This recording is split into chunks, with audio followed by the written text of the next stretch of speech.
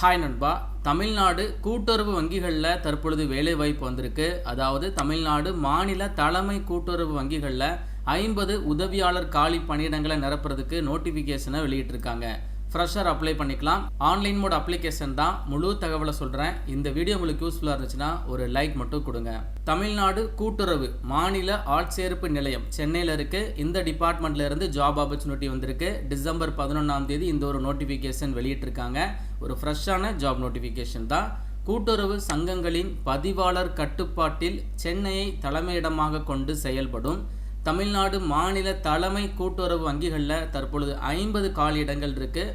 உதவியாளர் assistant level ஜாபுங்க. Online mode application தான். டிசம்பர் 31 நீங்கள் அப்ளை பண்ணிடணும். ஆன்லைன் மோட் அப்ளிகேஷன் டிசம்பர் மாதம் 14 தான் ஸ்டார்ட் பண்ணுறாங்க.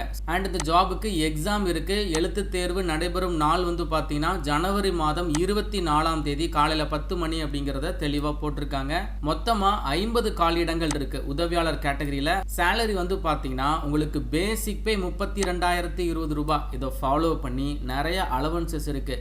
அலவன்சஸ் எல்லாமே ஆட் பண்ணுறீங்க அப்படின்னா இந்த உதவியாளர் கேட்டகரி வேலைகளுக்கு ஆரம்ப கால சம்பளம் மாத தொடக்கத்தில் நீங்கள் ஒரு 50,000 ரூபாய் வரைக்கும் ஏர்ன் பண்ணலாம். வயது வரம்பு குறைந்தபட்சம் பார்த்தீங்கன்னா 18 வயது கம்ப்ளீட் ஆயிருக்கணுங்க. அதிகபட்சம் நிறைய கேட்டகரி கொடுத்துருக்காங்க. அதாவது உச்ச வயது வரம்பு, அதாவது இதர வகுப்பினர்கள் பொது பிரிவினர் கேட்டகரியில் இருப்பாங்க இல்லையா, அவங்களுக்கான உச்ச வயது வரம்பு பார்த்தீங்கன்னா 32 வயது வரை அப்ளை பண்ணிக்கலாம். குறிப்பாக இதுலேயுமே ஒரு சில கேட்டகரி பீப்புளுக்கு சலுகைகள் இருக்குது. அதாவது மாற்றுத்திறனாளிகள் பொது பிரிவினர் கேட்டகரியில் வாரீங்க அப்படின்னா 42, முன்னாள் இராணுவத்தினர் அப்படின்னா 50, ஆதரவற்ற விதவியாக இருந்தாலும் நீங்கள் பொது பிரிவு கேட்டகரியில் வாரீங்க அப்படின்னா உங்களுக்கு வயது வரம்பே கிடையாது. எவ்வளவு வயது இருந்தாலும் நீங்கள் அப்ளை பண்ணிக்கலாம். இதை ஃபாலோ பண்ணி SC, ST, MBC, DC, BC, BC முஸ்லீம் இந்த கேட்டகரியில் வர்றவங்களுக்கு அதிகபட்ச வயது வரம்பே கிடையாதுங்க. குறைந்தபட்சம் 18 கம்ப்ளீட் ஆயிருந்தாலே போதும். அதிகபட்சம் எவ்வளவு வயது இருந்தாலும் நீங்கள் எலிஜிபிள் தாங்க, அப்ளை பண்ணிக்கலாம். கல்வி தகுதி பார்த்துடலாம். ஸோ கல்வி தகுதியை ரொம்ப தெளிவாக கொடுத்துருக்காங்க. இது உதவியாளர் ஜாப் தாங்க. ஆனால் எனி டிகிரி படிச்சிருக்கணும். ஸோ டிகிரியை பொறுத்தளவு இப்போ நீங்கள் டிகிரியில் ஏதாச்சும் ஒரு டிகிரி எடுத்து படிச்சிருக்கீங்க அப்படின்னா தாராளமாக நீங்கள் அப்ளை பண்ணுங்கள், நீங்கள் எலிஜிபிள் தான். அதுலேயுமே நிறைய பேருக்கு டவுட் இருக்கும். அதாவது இவங்க எப்படி பேட்டர்ன் போட்டிருக்காங்க பாருங்கள். 10+2+3 அப்படின்னு சொல்லி போட்டிருப்பாங்க. இப்போ நோட்டிஃபிகேஷனை அப்டேட் பண்ணி 10+2+4 இந்த கேட்டகரியில் முடிச்சிருந்தாலும் நீங்கள் எலிஜிபிள் தான். அதாவது ஆர்ட்ஸ் அண்ட் சயின்ஸில் டிகிரி படித்தவங்களும் எலிஜிபிள் தான். பிடெக்கில் இன்ஜினியரிங் டிசிப்ளினில் நீங்கள் டிகிரி படிச்சிருக்கீங்க அப்படின்னா நீங்களும் அப்ளை பண்ணிக்கலாம். அதே மாதிரி லா கேட்டகரியில் டிகிரி படித்தவங்களும் எலிஜிபிள் தான். செப்பரேட்டாக காமர்ஸ் டிகிரி படிச்சிருந்தாலோ இல்லை பிடெக் படிச்சிருந்தாலோ நீங்கள் எலிஜிபிள் தாங்க. ஷார்ட்டாக சொல்லணும் அப்படின்னா ஏதாச்சும் ஒரு டிகிரி நீங்கள் படிச்சிருந்தா போதுங்க. அடிஷ்னலாக என்ன சொல்லியிருக்காங்க அதுதான் ரொம்ப முக்கியமான விஷயம்.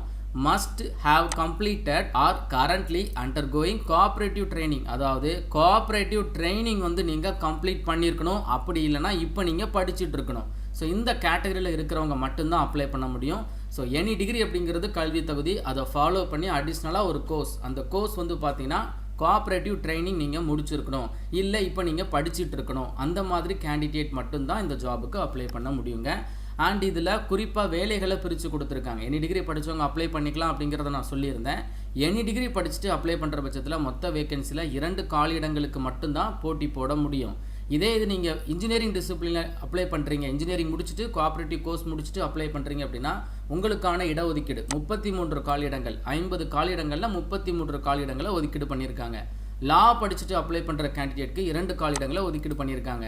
அதே மாதிரி காமர்ஸ் டிகிரி, அதே மாதிரி பிடெக் இந்த மாதிரி கேண்டிடேட்க்கு பார்த்தீங்கன்னா 9 காலியிடங்கள், 4 காலியிடங்கள் இந்த மாதிரி இருக்கக்கூடிய 50 காலியிடங்களை ஒரு குவாலிஃபிகேஷனை பேஸ் பண்ணி கூட ஒதுக்கீடு பண்ணி கொடுத்துருக்காங்க.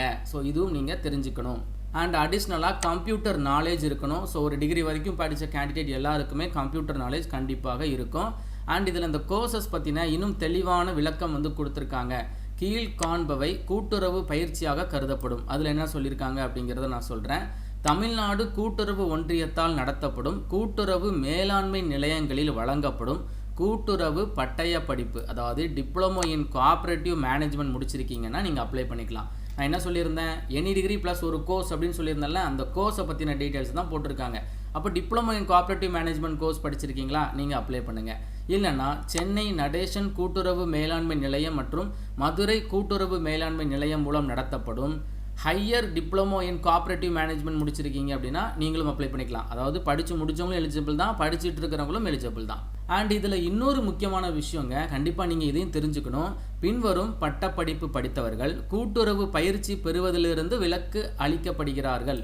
அதாவது டிகிரியில் பிகாம் அதில் கூட்டுறவு படிச்சிருந்தாலோ, வாணிப மேலாண்மை கூட்டுறவு படிச்சிருந்தாலோ, எம்காம் கூட்டுறவு படிச்சிருந்தாலோ, எம்ஏ கூட்டுறவு படிச்சிருந்தாலோ, பிஏ கூட்டுறவு, பிகாம் கூட்டுறவு, ஸோ இந்த மாதிரி டிகிரி நீங்கள் படிச்சிருக்கீங்க அப்படின்னா எக்ஸ்ட்ரா நீங்கள் கோர்ஸ் படிக்கணும் அப்படிங்கிற அவசியம் கிடையாது. உங்களுக்கு அதிலிருந்து விலக்கு அளிக்கப்படுகிறது அப்படிங்கிறத கொடுத்துருக்காங்க. முக்கியமாக நீங்கள் தெரிஞ்சிக்க வேண்டிய தகவல்கள் இவ்வளோதாங்க. இதை ஃபாலோ பண்ணி நிறைய ஜென்ரல் இன்ஃபர்மேஷன் கொடுத்துருக்காங்க. எல்லாத்தையுமே நீங்கள் தெளிவாக செக் பண்ணி பாருங்கள். அண்ட் இந்த ஜாப் நம்ம தமிழ்நாடு கூட்டுறவு துறைகள்லேருந்து வந்திருக்கிறதுனால தமிழகத்தில் இருக்கக்கூடிய 38 மாவட்ட மக்களுமே இதற்கு எலிஜிபிள் தாங்க. ஆன்லைனில் அப்ளை பண்ணுறதுக்கு ஃபீஸ் இருக்குது. விண்ணப்ப கட்டணம் வந்து பார்த்தீங்கன்னா SC ST, person with disability, ஆதரவற்ற விதவை இவங்களுக்கு 250 ரூபா. மீதி இருக்கக்கூடிய வகுப்பு பிசி முஸ்லீம், எம்பிசி, டிசி இவங்களுக்கு 500 ரூபா வந்து விண்ணப்ப கட்டணமாக போட்டிருக்காங்க. ஆன்லைன் மூலமாக மட்டும்தான் நீங்கள் அப்ளிகேஷன் ப்ரொசீட் பண்ணணும். அதே மாதிரி ஆன்லைன் மூலமாக மட்டும்தான் நீங்கள் தேர்வு கட்டணத்தை செலுத்தணும் அப்படிங்கிற தகவல் ஆல்சோ கொடுத்துருக்காங்க. தேர்வு திட்டம் வந்து கொடுத்துருக்காங்க. அதாவது செலெக்ஷன் ப்ராசஸ் சொல்லியிருக்காங்க. ஃபஸ்ட்டு வந்து உங்களுக்கு ரிட்டன் டெஸ்ட் எழுத்து தேர்வு இருக்கும். அதை ஃபாலோ பண்ணி நேர்முக தேர்வு பர்சனல் இன்டர்வியூ கூட வைக்கிறாங்க. எழுத்து தேர்வுக்கான எக்ஸாம் சென்டர் வந்து சென்னையில் மட்டும்தான் இருக்கும். தமிழகத்தை சேர்ந்த 38 மாவட்ட மக்களுமே சென்னை போய் தான் எக்ஸாம் எழுதுகிற மாதிரி இருக்கும். டீட்டெயில்டு சிலபஸ் வந்து கொடுத்துருக்காங்க. எந்த டாப்பிக்கில் அவங்களுக்கு வந்து கொஸ்டின்ஸ் கேட்பாங்க, எவ்வளவு மதிப்பெண்கள், அண்ட் அதனுடைய தரம், அதாவது டிகிரி ஸ்டாண்டர்டில் தான் உங்களுக்கு கொஸ்டின்ஸ் இருக்கும். ஓஎம்ஆர் பேஸ்டு எக்ஸாம் தான். அதாவது டிஎன்பிஎஸ்சி குரூப் 4 எக்ஸாம் எழுதியிருப்பீங்க அப்படின்னா உங்களுக்கு கண்டிப்பாக தெரிஞ்சிருக்கும். உங்கள் கிட்ட ஒரு ஆன்சர் சீட் கொடுத்துருவாங்க. அதில் நீங்கள் கரெக்டான ஆன்சரை மார்க் பண்ணுற மாதிரி இருக்கும். அதுக்கு பேர் ஓஎம்ஆர் பேஸ்டு எக்ஸாம் அப்படின்னு சொல்லுவாங்க. மொத்தமாக 200 கொஸ்டின்ஸ் வந்து கேட்குறாங்க. அதிகபட்ச மதிப்பெண்கள் 170 மதிப்பெண்கள், 3 மணி நேரம் உங்களுக்கு டைம் டூரேஷன் போட்டிருக்காங்க. அண்ட் இதில் நேர்முக தேர்வுக்கு ஒரு 30 மதிப்பெண்கள். ஸோ டோட்டலாக 200 மார்க்குக்கு நீங்கள் எப்படி பெர்ஃபார்ம் பண்ணுறீங்களோ அதை பொறுத்து உங்களுக்கு இந்த ஒரு அரசு வங்கி, அதாவது கூட்டுறவு வங்கி வேலை வாய்ப்பு கிடைக்குதுங்க. அதுக்கப்புறம் ஆன்லைனில் எப்படி அப்ளை பண்ணுறது, இந்த இன்ஸ்ட்ரக்ஷனை தெளிவாக கொடுத்துருக்காங்க. ஸோ கண்டிப்பாக நோட்டிஃபிகேஷன் தமிழில் இருக்கிறதுனால எல்லாருமே ரீட் பண்ணி பார்த்துட்டு அப்ளிகேஷனை ப்ரொசீட் பண்ணுங்கள். நோட்டிஃபிகேஷன் ஃபுல்லாகவே நான் ரீட் பண்ணுறேன் அப்படின்னா இந்த வீடியோ ரொம்ப பெருசாக போயிடும். ஸோ அப்ளை பண்ணுற கேண்டிடேட் எல்லாரும் நோட்டிஃபிகேஷனை பார்த்துட்டு அப்ளிகேஷனை ப்ரொசீட் பண்ணுங்கள். பாஸ்போர்ட் சைஸ் ஃபோட்டோவுடைய சைஸ் வந்து கொடுத்துருக்காங்க. அண்ட் உங்களுக்கு ஒயிட் பேக்ரவுண்டில் தான் இருக்கணும். காதுகள் இரண்டும் நல்லா விசிபிளாக இருக்கணும். ஃபேஸும் நல்லா விசிபிளாக இருக்கணும். நீங்கள் கண்ணாடி போட்டிருந்தா கூட பாஸ்போர்ட் சைஸ் ஃபோட்டோவில் கண்ணாடியை ரிமூவ் பண்ணிட்டு தான் நீங்கள் ஃபோட்டோ எடுக்கணும். அதனுடைய ஃபைல் சைஸ், ஃபைல் ஃபார்மெட்டு எல்லாமே கொடுத்துருக்காங்க. கம்ப்ளீட்டாக நோட்டிஃபிகேஷனை செக் பண்ணி பாருங்கள். இதுதான் உங்களுக்கான அஃபிஷியல் வெப்சைட்டு. இந்த வெப்சைட்டில் தான் நீங்கள் அப்ளிகேஷனை கம்ப்ளீட் பண்ணணும். ஆன்லைன் மோட் அப்ளிகேஷன் உங்களுக்கு டிசம்பர் 14ஆம் தேதி தான் ஸ்டார்ட் பண்ணுறாங்க. ஸோ டைம் இருக்குது, சரிங்களா? ஸோ இதில் எப்படி ரெஜிஸ்டர் பண்ணி அப்ளிகேஷனை கம்ப்ளீட் பண்ணுறது உங்களுக்கு தெரியலன்னா அப்ளிகேஷன் டெமோ வீடியோ வேணும்னா கமெண்ட் பாக்ஸில் சொல்லுங்கள். ரெஸ்பான்ஸ் பார்த்துட்டு டிசம்பர் 14ஆம் தேதி அந்த வீடியோவை நான் உங்களுக்கு போஸ்ட் பண்ணுறேன். உங்களுக்கு ஏதாச்சும் டவுட் இருக்குன்னா கமெண்ட் பாக்ஸில் கேளுங்க. மறக்காமல் இந்த வீடியோவை உங்கள் ஃப்ரெண்ட்ஸ் எல்லாருக்கும் ஷேர் பண்ணி கொடுத்துருங்க. மேலும் ஒரு நல்ல வேலைவாய்ப்பு தகவலுடன் நான் உங்களை சந்திக்கிறேன். தேங்க்ஸ் ஃபார் வாட்சிங். See you. Bye.